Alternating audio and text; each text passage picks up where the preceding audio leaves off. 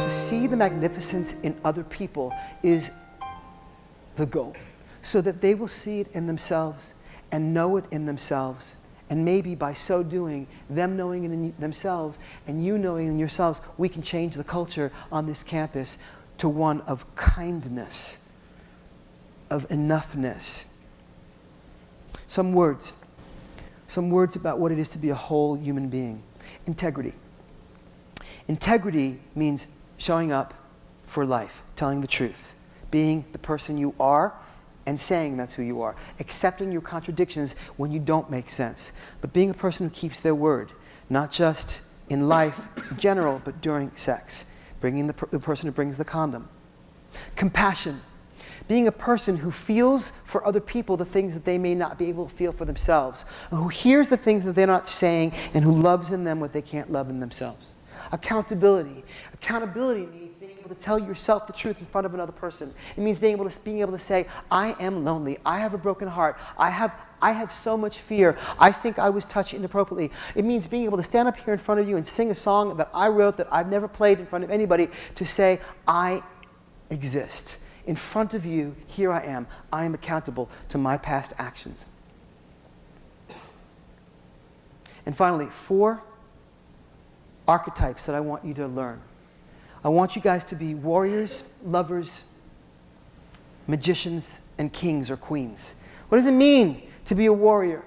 A healthy warrior, right? Male or female, means that you discover inside of you that you're capable of setting boundaries, that you can get things done in a good way, and when you need to cut, you can cut cleanly with the sword, metaphorically. That there's a warrior in each and every one of us that can help to complete us as human beings, right? The person that gets things done. The person that says, no means no, and I need you to hear me when I say no. The person that says, do you have a condom? The person that hears the sound of the condom wrapper or doesn't, and when doesn't hear the sound of the condom wrapper, the warrior is the one that says, we're not doing that tonight.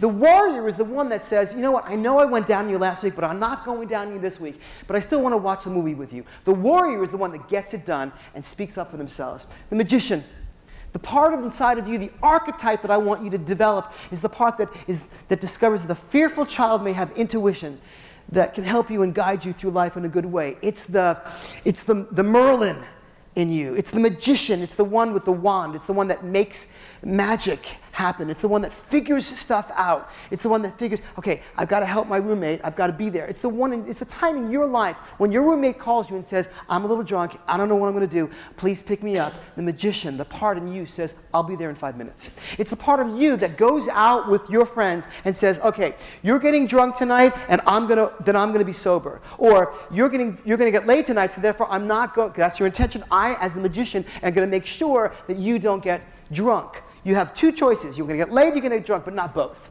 You have 2 choices. You want to get laid, you want to get drunk, but you can't do both. The magician in you is the one that watches and says, or brings a friend along and says, I will not let you get into trouble tonight.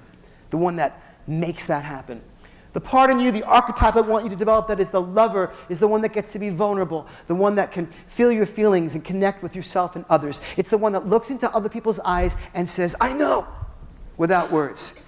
I get it, without saying it. Because I'm just like you. I've been there. Lonely too. Confused too. In that fog of what is consent and what not consent. Am I enough? Do I belong? Am I lovable? I once was loved. Am I still loved, and am I lovable?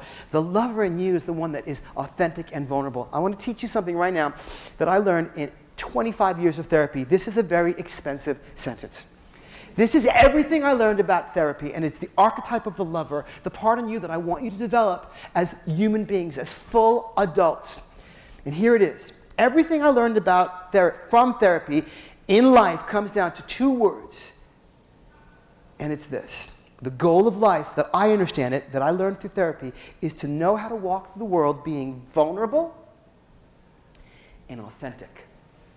The goal of life, the goal of an elegant life, as I understand it, from what I learned from telling the truth 25 years every week in front of another person, is to walk through the world being able to know that my power, my vulnerability is my power, and my authenticity is my power.